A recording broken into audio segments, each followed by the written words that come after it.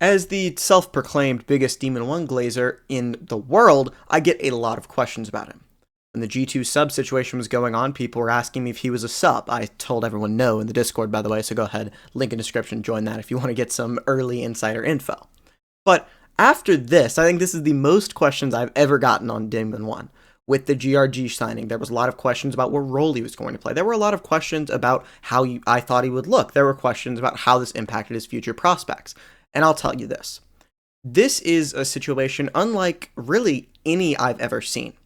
Demon1 is subbing in for a Chinese team where there are language problems that he talked about in the post-match presser. They've had a couple of days to prepare and instantly slots into a role he has not played in about 2 years and tries to beat Masters winners on the biggest stage in the world.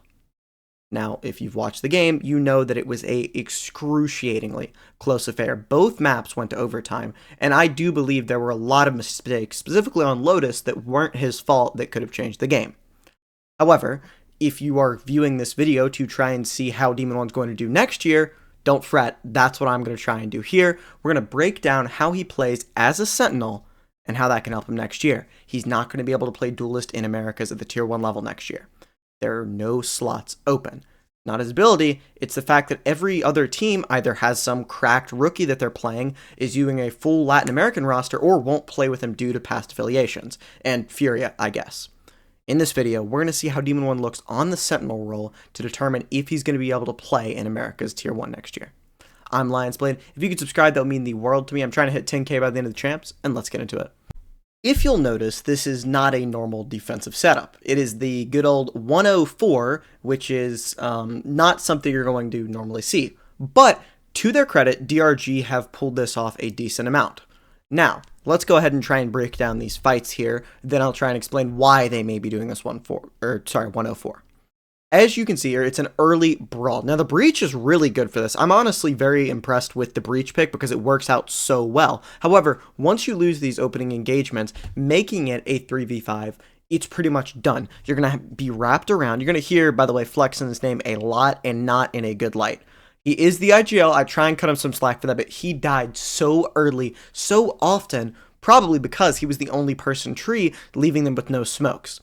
But I digress. Now, I've talked about this 5v3 situation. You're going to get wrapped, right? Now, Nick, insane shots from here, right? Gets 1, 2, 3, and now, oh, you have numbers back. But you can't be ready for Buzz going all the way around. You can see Yoru realizes a second too late.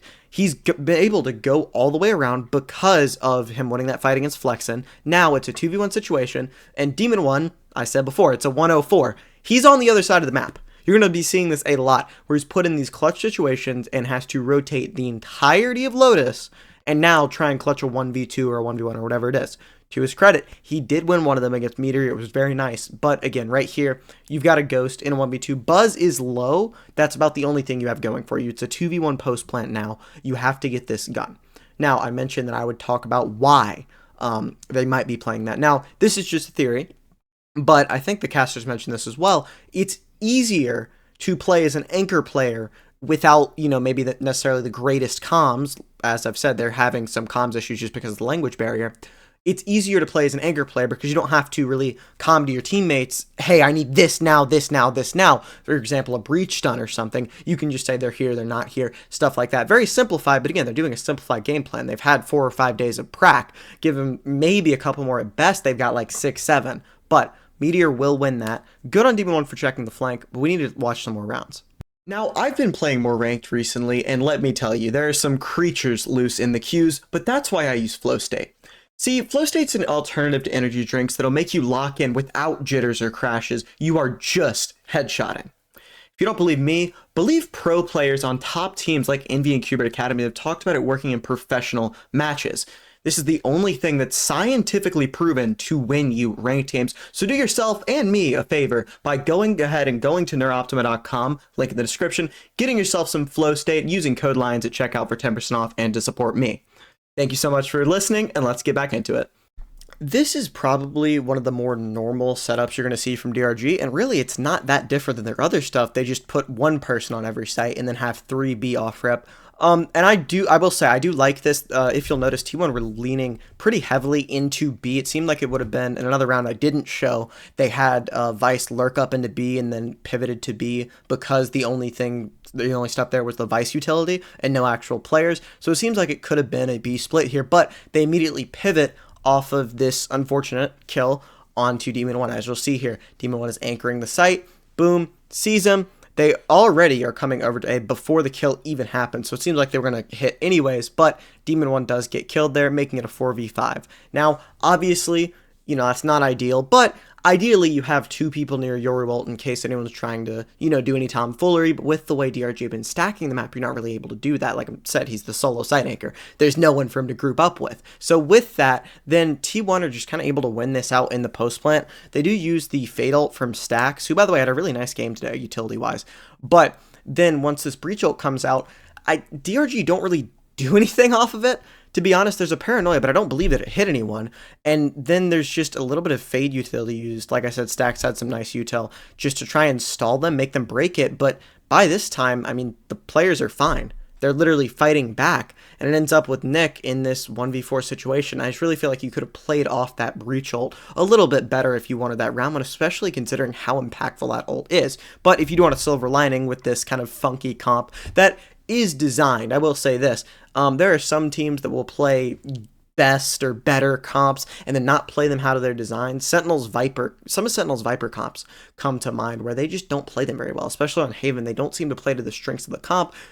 DRG definitely played to the strengths of this comp. I think that, if anything, the early round aggression went their way, and I believe the coach commented on this as well. It just came down to some of the late round stuff where they might be having comms issues, they have 5 or 6 days of practice, or just inexperience on stages like this. A lot of that came together.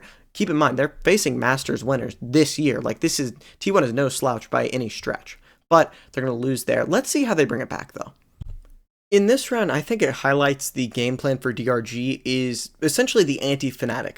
They want the round to be over in the first 30 seconds, and their comp highlights that.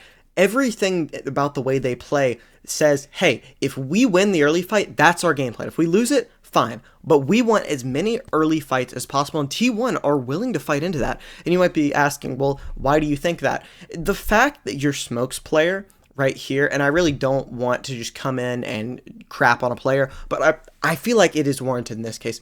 This guy died first or second more times than I can count as the solo Smokes player. And now, like I said, the only way it makes sense to keep having him play this position where he's going to get, as you see in this round, spammed. He's going to get, as you saw in a couple previous rounds, just ran down by a Neon, is if you are willing to live and die in the early fight and say, I trust that he can shoot, because if those smokes are down, your chances, forget just the first blood, your chances of winning the rest of the round go down significantly. And the fact that they're willing to have him play that position, obviously part of it is TPs and paranoia, but after he's gotten, I don't want to say exposed, but just destroyed several times in a row, they're not changing it up, makes me think that they literally, obviously with the comp as well, just want to have early fights as much as possible because they don't trust themselves as much, probably wisely, in the late round. Now, I know right here they're going to be, oh, Demon1's a baiter accusations from people who just, I don't know if they, might not be watching or just pure hate watching right here. So what's happening is, and I believe the casters pointed this out as well, Demon1 has Vice ult, which makes his life not infinitely, but makes his life right now more valuable than if he could just take a fight, go 1-for-1, get traded. Right here, Spirit goes 1-for-1, but this Vice ult is so massive because, as you'll see, now nobody has guns, but DRG aren't really in the best position for a retake. It would have been better if you could have popped this a couple seconds later. As you'll see here, it does make Buzz use his Neon ult because they're not able to go off of that Vice ult. The Vice ult's gone by the time they pop, but Waylay ult does get utilized. Again, I think the biggest issue was really just when this actually got used, Waylay was like back here. So if you could have waited a couple seconds, that would have been great. Maybe some stage nerves, maybe a miscomm, we'll never know. But a wonderful Waylay ult right here. They block each other right there, honestly, and they're able to get the round win, stop the snowball, which is very, very important, especially on a map like Lotus. Now, 3-5, you need to right the ship, but it's looking a little better, even if there are some hiccups like with Flex and continuing to die first or second as solo swing. I'm not mad or anything. I said before that there were rounds where they trusted Demon1 to anchor everything left of this line, and right here with this Yoru TP, you'll see it. Right now, Demon1 is being trusted to hold all of this space because of this A brawl. Now you'll see here Flexen, 1 and 7, pulling a Brazil. Not the best, but he continues to play this position. I understand you're going to want Breach to support your Waylay, and it's not necessarily about that, but the fact that how he's playing it is so hyper-aggressive, it's something I would almost expect to see from a Clove, who says, yeah, I can still smoke A after I die, I can still do something. He's very, very careless. Now I do like an aggressive Omen on attack, and on defense, being able to aggressively hold some space and some angles is nice, but this is bordering on stupidity. The level of aggression that he's playing at, saying, I don't care about the later round, I don't care about how useful my smokes might be, I just want to fight, and he's not doing good at that. It's getting to a very, very bad point right here. As you'll see, the only piece of utility used to clear everything for Flexen to TP over to Rubble, a pretty standard TP, was a flash. And you might be thinking, okay, well, why in the world would you blame him for that? You're just a biased Demon1 fan. That's a game plan issue. That's not his fault. And that would be a wonderful, wonderful explanation. He's the IGL. That's his game plan right there, is to TP over here after one flash gets utilized. Yoru's sticking around. He goes ahead, TP's back eventually, but not after, or excuse me, not before. He gets the pick first. I just tweaked out for a second there. I apologize. But as you know now, B has been free for several rounds. It's free again because you're just using that Vice wall really for information more than anything, although it does serve some stall potential here. But Nick, done a great job shooting. I feel like Breach players, Breach is a very, very supportive role. It's very difficult to frag out on a role like Breach specifically, where you're just setting your teammates up, oftentimes more than you have to on other initiators in terms of your positioning. He did a wonderful job this half. Same thing with Achman. Everyone other than, maybe Flexen did an admirable job this game. A really, really solid job. But right here, Spirit has to get the door broken for him and go out, and then this fight is everything. If you lose it, the round is over. If you win it, you win the round, and you'll see beautiful flash, boom, boom. Now 4v3. But look at Demon1. He started out on C, but he's not getting fooled by any of this. He says, okay, we've seen one person on site, everyone over there. The only place they could be is either reflanking, which is highly unlikely, or main. He holds main, and even though Stacks kills Nick, DRG, Demon1 is able to kill Meteor right there. Get the kill, get the backstab kill on the Stacks as well, make it 5-5. A great round altogether from everyone except for Flexen, who again is, borderline inting at this point. I really don't like making, kind of, I almost feel like bullying specific players but it is continued mistake. You'll see here, this is the freest kill of his life. He's haunted. There's nothing he can do. The haunt can't get broken because it's behind the neon wall right there. Really smart play from T1, but you can't be doing that, man.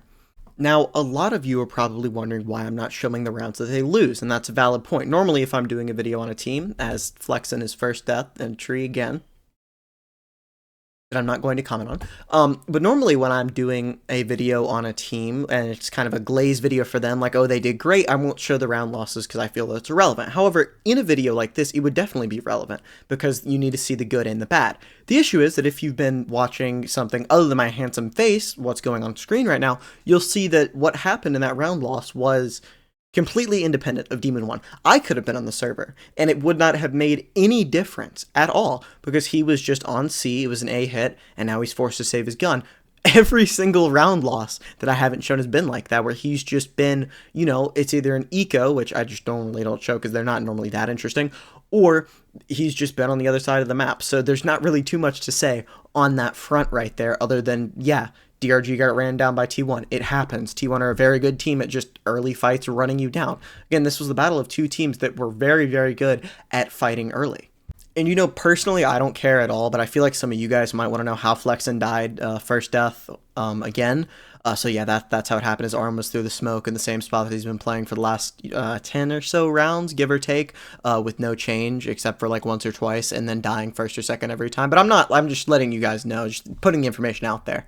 Now, I said that I would talk about the good and the bad, and regrettably, there was some bad right here on defense, right? And you have to accept that. Now, I personally think that only making one major mistake, if you'll want to call this major, I'll tell you what it is and leave it up to y'all. One major mistake on a role you haven't played in 2 years, on a team you have no chemistry with, on the biggest stage in the world after not playing in Pro Valorant for months, is pretty alright, especially with also the language barrier. But there was a mistake made here. Now, as you'll notice, Demon1 has been asked to anchor a lot. A ton of the time he's been an anchor player. Here, he needed to anchor C. T1 went to B, and he, probably tired of having to play retake simulator every single round, goes in, gets through door, and goes and tries to flank them or get some kills made. What he technically needs to do here is stay C, wait for them to plant B, and then he can come over. But he's holding all of this C space with that utility that's so important, and you need to be able to stay disciplined. Here, he doesn't, goes 1-for-1, allows them to pivot into the now empty C site. They end up losing this round. Again, it's something that, obviously, Flexen's not going to exactly help after dying here, but only one mistake like that is pretty decent in my book, especially with all the circumstances, and let me know how major a mistake you guys think that is in the comments, but I'm honestly okay with that, especially for all the circumstances. Once they pivot into C, they are going to win the round. It is what it is, right? A lot of these players had parts in it. But yes, he did make that mistake there. Bit of a mental error, which is what I was worried about more than anything else, is the mental side of it. His mechanics have always been elite, and anyone worried about him, falling off the face of the earth mechanics-wise, in my opinion, was mostly a stat watcher, unless they were talking about very part of that NRG stint. I think his mechanics did decline, but on lab, his mechanics were great. I wanted to talk specifically about this pistol round right here because I think that more than anything, it gave me hope and confidence, especially after that, little mental error at the end of the half, that, yeah, he understands his role as a Sentinel player perfectly, and he knows what he needs to do right here, and add his insane aim, and he can be one of the more dangerous Sentinels in the game. Gets 2, but the thing that impressed me the most is immediately, he thinks, okay, what is my job after that? I've contained B main, what is my job now? C. Contain C, see if anyone's there. I don't care that he got timinged here. He's clearing the angle on C. That's what he needs to do, right? Timings and things like that are going to happen, but understanding his role is so critical right there.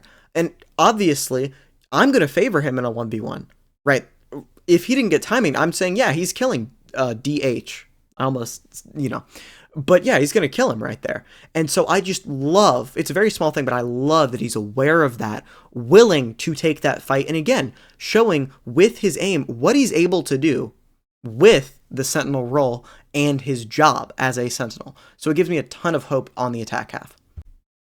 The game should have been won on this round. If you'll see the buy from T1, it is looking like my bank account. Scraps, throwing anything and everything in to try and use something to win this round, but it was not won. There's an unfortunate timing that happens here, and I do really apologize. The video is getting to I think 18 minutes, so I haven't been able to show many attacking rounds other than that pistol, but I want to give a massive shout out to the Waylay. This guy would get first bloods. He would die. I think he had more first deaths, but if you saw the game, you saw how many rounds he literally just yanked from T1, getting first bloods on the Waylay, which is, I think, what Waylay's, purpose will eventually be, is aggressive fights, getting in, fighting, and then instantly being able to get out, getting those first bloods if, you have a good Waylay. But I want to give him a massive shout out, as well as, obviously, the rest of the team, but specifically his first bloods caught my eye. But right here, he gets timing. As you'll see, this neon wall goes up, he's looking main, and then the second that he goes past it, he looks. Now, he's doing this selflessly, because he thinks that his team could be about to get killed by a neon, but the neon's in the wall. The person that isn't is right here. Itsu, who realizes, wait a second, we don't have a Waylay, kills him. Buzz was doing what Akuman, and I apologize if I mispronounced that, tried to stop. Getting close with that Bucky and getting the kill. Spirit is a great player. Demon1 gave him his props. I want to give him his props. He has insane aim.